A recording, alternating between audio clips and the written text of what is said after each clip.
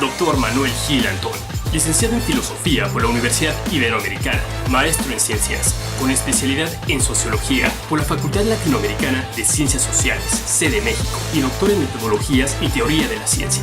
Se desempeñó como catedrático en la Universidad Autónoma Metropolitana, en las unidades Azcapotzalco e Iztapalapa. Actualmente forma parte del Centro de Estudios Sociológicos del Colegio de México. Es integrante del Seminario de Educación Superior de la Universidad Nacional Autónoma de México y la red de investigadores sobre académicos, coordinado por el doctor Jesús Francisco Galas Fontes, reconocida como Red de ANUES. Cuenta con el nivel 3 del Sistema Nacional de Investigadores. Es director académico de Educación Futura, primer portal periodístico sobre la educación en México. Señoras y señores, con ustedes, el doctor Manuel Gil Antón. En su conferencia, La Reforma Educativa en México, Desarrollo, Balance y Perspectiva. Nos encontramos con el doctor Manuel Gil Antón después de haber dictado su conferencia magistral La Reforma Educativa en México, Desarrollo, Balance y Perspectivas dentro de la 9ª edición del Congreso Internacional Educativo Multidisciplinario 2017. Pues doctor, antes que nada un agradecimiento por este espacio que nos brinda. Para esto nos va a funcionar, nos va a servir mucho para nuestra memoria digital de lo que es todo el Congreso. Y igualmente felicitarlo por esta magnífica ponencia que pues a bien a todos nos fue muy placentera, nos fue muy agradable, y unos cuestionamientos que tendría yo a bien hacerle es si esta reforma educativa, que más bien se plasma en lo administrativo y lo político, ¿cómo le podríamos entonces llamar a lo que oficialmente llaman reforma educativa? A mí me parece que hubiese sido más claro si se hubiera hecho algo que era muy importante, que era reformar el sistema de la administración escolar. Es decir, si nos damos cuenta, lo que se hizo fue un censo. Es una vergüenza que 12 años del siglo XXI, pasados 12 años del siglo XXI, México no supiera cuántos profesores y cuántas escuelas había.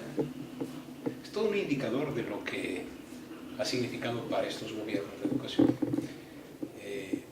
Y yo creo que había muchas cosas que había que arreglar. Había mucha corrupción, no sé si la sigue habiendo, ojalá no, en términos de la asignación de plazas, en términos de, digamos, no asignar las plazas a quien estuviese capacitado, sino al que tuviese mejores conocidos, etc., ¿no? Entonces, yo creo que eso era indispensable, porque el vínculo político entre la federación, los estados y el sindicato, ya sea la coordinadora en los estados donde está y las cúpulas sindicales, siempre me referiría a eso, no a los profesores, esos pactos habían generado situaciones indeseables para el desarrollo educativo. Pero, digamos, eso era necesario, pero es distinto y confunde mucho, digamos, la reorganización administrativa de la gestión del sistema a una reforma educativa que implique tener un nuevo modelo educativo.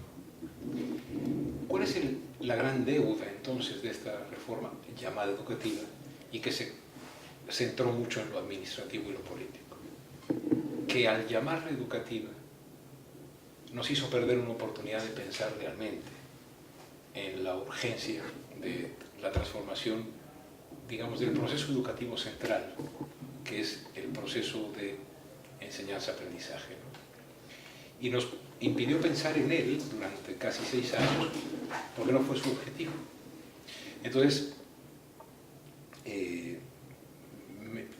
tengo la impresión de que habría que recuperar, hay una frase que me gusta mucho y que la usan varios de mis colegas: hay que reformar la reforma. Entonces, no hay problema. O sea, si los gobernantes no fuesen tan altivos y altaneros muchas veces, bueno, vamos a reformar la reforma, rescatemos las partes que son acertadas, por ejemplo, regular, con transparencia, la asignación de plazas. Ahora, ¿no? Regulemos los procedimientos de ingreso, perfecto. Pero también reformemos la parte punitiva de la evaluación, por ejemplo. Una evaluación que castiga es una evaluación que no sirve, porque para evitar el castigo, como perrito de Pavlov, sabemos cuál es el estímulo y lo rechazamos. No, una evaluación que ayude a la transformación en la clase. Entonces, digamos, en síntesis, pensaría que hay que reformar la reforma para rescatar lo que viene de positivo y dotarla de contenido pedagógico. Pero, ¿cómo hacer esto factible, posible, teniendo el peso político de una parte de la balanza contra lo que llamamos y estamos conscientes de que son los principales actores, como son los docentes y los educandos? ¿Cómo sopesar ahí, cómo eliminar todo ese gran peso que significa la clase política, que ellos, pues vemos en muchos casos, quieren ser los protagonistas, cuando los protagonistas pues son los otros actores? ¿Qué hacer ahí para tener esa reforma? Sí, mi impresión es que la presente administración va a conformarse con una reforma que parezca reforma. El lunes 13 de marzo de este año 2017, en una gran ceremonia, se va a presentar el nuevo modelo educativo. ¿Qué tiene de nuevo el modelo educativo que sabemos que se va a presentar? Pues que va a decir de nuevo, no es nuevo, va a decir de nuevo lo mismo, que necesitamos aprender, necesitamos aprender a pensar, aprender a valorar, etc. Y, digamos, me parece que esta administración lo que va a sostener que se realizó la reforma. Sin embargo, ya nos contaminó, ya nos contagió esta reforma, a pesar de ella, de la necesidad del cambio educativo. Entonces yo pienso que, no sé si en la siguiente administración, y no sé porque no sabemos quién llegue ni nada, ¿no? Pero yo creo que el gran reto que yo encuentro es, necesitamos que ese actor, sobre todo el magisterio, se agrupe no como sindicato, sino como un cuerpo profesional que haga propuestas. Hemos confundido al magisterio con el sindicato. No, las cúpulas sindicales tienen toda su burocracia. El magisterio es muchísimo más amplio. Bueno, pero ese magisterio mexicano a mí me parece... Es más amplio y menos tomado en cuenta. Por supuesto. Y ese yo creo que debería de generar organizaciones de especialistas en la enseñanza y desde ahí salir con propuestas. En otras palabras, me parece que para que podamos tener una reforma educativa lo que necesitamos es zafarnos de las garras de la burocracia sindical y de la burocracia estatal y federal educativa para horizontalmente permitir que los profesores hagan propuestas. Poco a poco va a ocurrir y sobre todo ya está ocurriendo. Es impresionante ver la calidad que hay en el sistema educativo, junto con barbaridades. Miles de profesores que dictan, que llegan tarde, que no hacen bien su trabajo, por supuesto. También los hay abogados, dentistas. La proporción de gandules en cada gremio es parecida. Pero me parece que hay que rescatar esas buenas prácticas, hay que conversar sobre ellas y creo ser más modesto, yo le diría, profesor. Es decir, a ver, vamos a ensayar este tipo de proyecto educativo en Mazatlán. Y nos vamos a comprometer a que después de 2 años de preescolar y 6 de primaria, los niños que egresen sean muy buenos lectores, escriban bien, razonen muy bien, resuelvan problemas matemáticos. ¿Cómo le vamos a hacer? Déjenos organizarnos, confíen en nosotros. Y si después, a los 6 años, no logramos eso, córranos, pero déjenos trabajar. No tenemos que medirle la panza a los niños para ver cómo están de gorditos, todos andamos con sobrepeso. No tenemos por qué medir cuántas palabras por minuto leen todos los días o todas las semanas, ¿no? Entonces, a mí me parece que por ahí va. Ya se requiere una medida que trascienda, ¿no? Así es. Y yo creo que ellos podrían ser. Consideramos que las personalidades que están dentro del INE, el Consejo Directivo, pues son unas personas de calidad moral intachable. Entonces, pues, ¿a quién más vamos a esperar que venga? ¿A quién más vamos a esperar para que nos pueda dar más una realidad, o se le pueda decir a la autoridad, señores, ustedes de esta manera y de esta manera, ¿no? Igual al magisterio, ¿no? Señores, ustedes conduzcanse de esta manera, de esta manera, de esta manera. Sí, yo creo que creo yo que el INE nos ha quedado de ver. Indiscutible. Pero no es tarde, o sea, yo suelo ser optimista, porque la situación está bastante mala como para todavía estar triste. Entonces, yo creo que el Instituto Nacional para la Promoción de la Educación puede hacer esto que hemos platicado, llamar a la cordura, decir que si lo que se trata es de mejorar la educación, no se va a lograr a través de una evaluación punitiva, sino de una evaluación inteligente que mejore lo que sucede en las aulas. Y que la revisión del cumplimiento, separemos algo, la evaluación es para mejorar. Y en última instancia, si la evaluación que hacemos nos muestra que hay una persona que tiene serias limitaciones pues hay que trabajar con ella o llegar a un acuerdo con él. Hay que dividir la evaluación del proceso pedagógico de la revisión del cumplimiento del trabajo. En cualquier empresa, a usted, a mí, a cualquiera, si faltamos 3 días seguidos nos echan. No hay necesidad de hacer una reforma, ya está en la ley. Si faltamos el respeto a un estudiante, o si faltamos el respeto a un compañero, nos echan. O sea, distinguir lo laboral de lo académico. Y en lo académico, sí, la gran bronca es que han usado la evaluación para tratar de resolver lo laboral, por no tener capacidad o decisión de enfrentar lo laboral.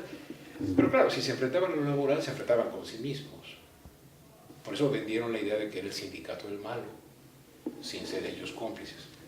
Entonces, a mí me parece que el INE, ¿saben qué? A ver, distingamos la evaluación hacia lo pedagógico y dejemos a la SEP que actúe como patrón laboral. Y ya. De acuerdo. En este caso, para su consideración, nuestra educación en el país, se mencionaba usted, igual estamos muy regidos por mediciones, de evaluaciones principalmente, y comparaciones con otros países que pues en nada igualamos nuestros niveles económicos contra otros países para también evaluar la educación. Está un término muy distante, digamos como el caso que usted puso, ¿no? Que todo el tiempo nos comparan con Noruega, Finlandia, Corea. Ok, entonces unas economías que nada tienen que ver con la economía mexicana. Entonces, por ende, todo su aparato interno es muy distinto a nuestro aparato interno, que ahí está demostrado, ¿no? Entonces, en este caso, nuestra educación, podemos decir que todavía tiene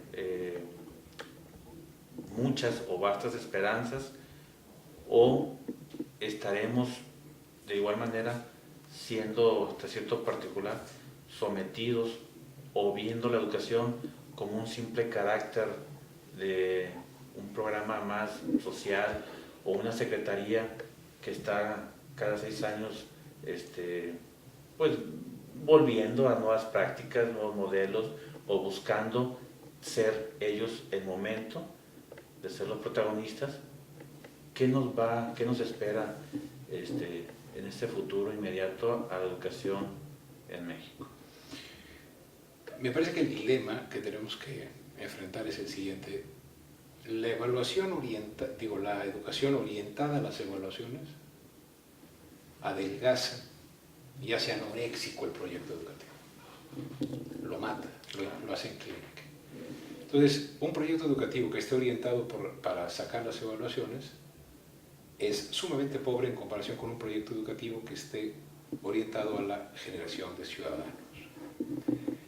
Eso va a decir el gobierno el próximo lunes, vamos a construir ciudadanos, etc. Está bien. Y del dicho al hecho, pues hay mucho trecho. Este proyecto requiere una gran base social de apoyo. Toda la inteligencia del país metida ahí. Y por inteligencia del país digo muchísimo, muchísimo. Básicamente los profesores de básica y primaria que tienen muchos años y que se la han jugado y que le saben al oficio. Enseñar, nadie enseña nada. Enseñar es yo saco esto y mire, esto es enseñar. No, no. Solo aprende el que aprende.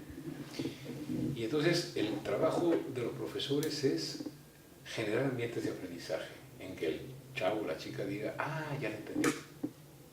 Bueno, un proyecto así estelado es un proyecto complejo.